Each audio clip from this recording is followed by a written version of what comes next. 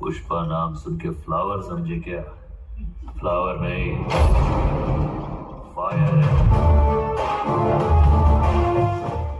पुष्पा पुष्पा राव साला मैं झुकेगा नहीं सुपारस्टार साउथ इन्डियानि एक्टर आलु अर्जुन बिथांनि मोनसे गोदान फिल्म फैदों थांनाय डिसेम्बरावहाय रिलिज जादों पुष्पा नामनि बे पुष्पा नामा दा दुनियाखौनो संसारखौनो सोमावग्लुबनानै दं बे फिल्मनि डायलगा बे पुष्पा फिल्मनि आलु अर्जुननि एक्टिंखौ लानानैहाय पाकिस्तान आफगानिस्तान आमेरिका गोबां क्रिकेट गेलेगिरि आरो फुटबल गेलेगिरि फिल्म स्टारफोर बिथांमोना आलु अर्जुननि बे एक्टिंखौ लानानैहाय लाइकि टिकटक बायदि बायदि शर्ट भिडिअ रिल्स भिडिअ बानायदों नोंथांमोना नुनो मोन्दों बे पुष्पा फिल्मनि डायलगफ्रा ओरैबायदि माने डेंजारेस डायलग दङ पुष्पा फिल्मावहाय बै डायलगा दा संसारावनो गोसारजोबना दं आरो साउथ आमेरिकानो आफ्रिकानो गासैनावबो गोसारजोबना दङ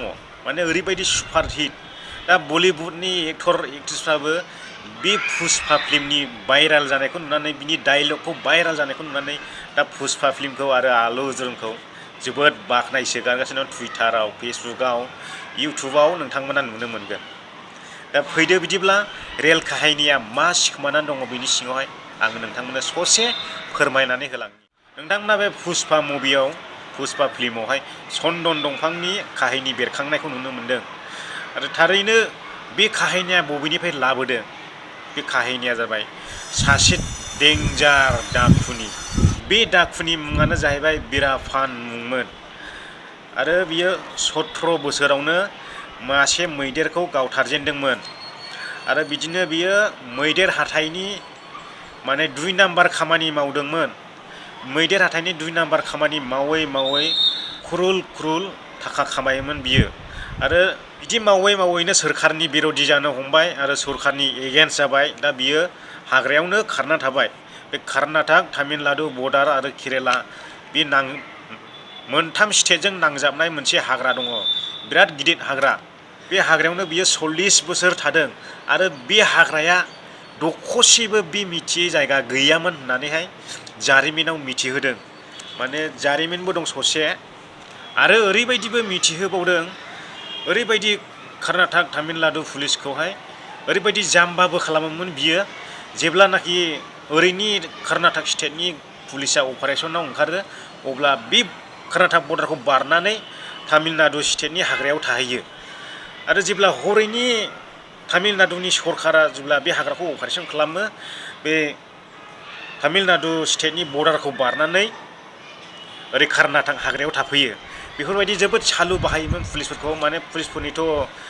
स्टेटखौ बर्डारखौ बारनो मोना बेफोरबायदि रुल्स दङना बेखायनो बियो बासिनानैहाय बिनि खायदाखौ सुबिदाखौ लाबाय थायोमोन आरो बिनि थाखाय स्पेसियेल फर्सबो हगारनाय जादोंमोन थेवबो बैसोरबो बेखौ हमनो हायाखै बेखौ सोर गावथारफैनो हाखो होनोब्ला सासे बिजय कुमार होननाय इन्सपेक्टर दं बिथांनि जालावसो बिथाङा फासि नांदों बेयावबो फासि नांबावनाय नङामोन माने बियो ओरैबायदि सिखाव डाकुमोन दोहोनि गोरिब रावखौबो सिनायामोन दाय मोनबानो बुथारो आरो दाय मोनबानो गावथारो सिदा बेबायदि डाकुमोन बियो ओरैबायदि गिनो रोङै डाकुमोन आरोखि बियो मुंदांखा डाकुमोन दा बेखौ हमनो थाखाय केरेला सरकार कर्नाटक सरकार तामिलनाडु सरकार 100 करोड़निबो बारा खरस खालामदों थेवबो बेखौ गोथाङै हमनो मोनाखै बेखौ बोरै हमदों होनोब्ला बियो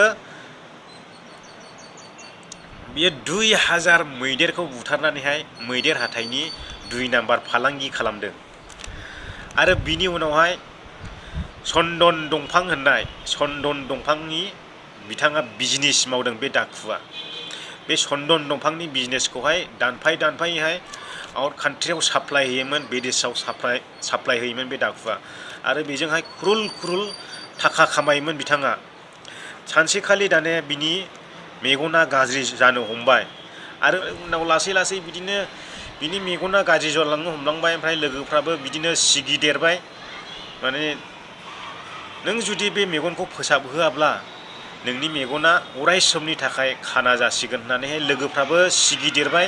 बिदिनो सिगिनानैहाय दा बाहेरायाव ओंखारबोनो गोनां जाबाय। बिनि उनाव पुलिसफ्रा अपारेशन खालामनायावहाय बिथांनाव मोनसे टेप दङमोन। बे टेपआवहाय बिथांनि रावफ्रा बे टेपआव रेकर्ड जानानै दङमोन। बिथांनि मेगन गाज्रि जानाय मा जानाय आरो बे मेगनखौ फोसाबनो थाखाय हस्पिटालाव ओंखारबोनाय बेफोरनि बागै बेयावहाय रेकर्ड दङमोन। आरो बे रेकर्डखौ खोनानानैहाय बिजय कुमार इन्सपेक्टरा जालिखौ बजेनबाय, माने जागायजेनबाय बिथांखौ हमनो। बिनि ओंखारनायखौ खबर मोननानैहाय बिजय इन्सपेक्टरा माने गावनि लोगोफोरखौ लानानै सानै इन्सपेक्टरखौहाय नंखाय एम्बुलेन्स फाथायहरबाय बिथांखौ लायनो।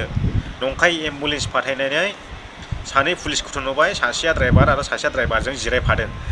सानै पुलिसखौ थिनहरनानैहाय दा पुलिसफ्रा लाना फैबाय एम्बुलेन्सआवहाय। जेराव पुलिसफोर थादों, जेराव दोनथ'दों बेयावहाय एम्बुलेन्सखौ ब्रेक गोम गानानै पुलिसफ्रा राव होनानै बे सानै ड्राइभारा ओंखारनानै थांबाय। ओंखारनानैहाय गारि सिङावनो दङ होननानैहाय, बिराप्पानना गारि सिङावनो दं होननानैहाय। बेयावहाय बेसेबां गुलि गावनाय जादोंमोन? 338 गुलि खालामनाय जादोंमोन। 338 338 गुलि खालामनाय जादोंमोन। आरो 338 गुलि खालामनायाव गथनैल' गुलि बिनि मोदोमाव नांदों, बिराप्पाननि मोदोमावहाय। आसरित बाथ्रा। बे काहिनियानो जाहैबाय पुष्पा फिल्मनि काहिनि। पुष्पा फिल्मनि रियेल काहिनिया बेयावनो माने एसे एनै एडिटिं खालामफादों। आरो बे लाल चन्दन होनना बुंदों, चन्दन दंफां, बे दंफांनि दामा बिराद दाम। बेखौ मुलियावबो बाहायो, बायदि बायदि मुलियाव बाहायो बे दंफांखौहाय। दा बे दंफांखौ मोननो जाहैबाय तामिलनाडु आरो कर्नाटक मोननै स्टेटनि गेजेरावहाय मोनसे हाग्रा दं। बे हाग्रायावनो बे दंफांखौ मोनो। दा बिराप्पाननि काहिनि आरो बियो रावखौबो गिनो रोङामोन। बेखायनो बैयावहाय डायलगाव होदोंना, पुष्पा नाम सुनके फ्लावर समझा फायर हो मैं फायर। दा बे फिल्मा ना बलिउडखौबो गाथेजोबनानै दङ। आरो दिनैसिमावहाय डिसेम्बरनिफ्राय लानानै दिनैसिमावहाय 300 crorनिबो गोजौआवहाय खामायखांबाय बे फिल्मा। बे फिल्मा जादों जाहैबाय तेलुगु रावआवहाय, आरो तेलुगुनिफ्राय हिन्दीआव ट्रेन्सफार खालामदों, इंलिसाव ट्रेन्सफार खालामदों। दा तामिलावबो दङ, कानाडायावबो दङ। नोंथांमोना नायब्ला नुनो मोनगोन। आरो जायफ्रा नायाखै गुगोलाव सार्च खालामनानै नायब्लानो जाबाय माबायदि पुष्पा फिल्म बियो। सुपार हिट, आंबो बिराद मोजां मोनदों। आरो बिनि सेकेन्ड पार्ट फैबावगासिनो दङ।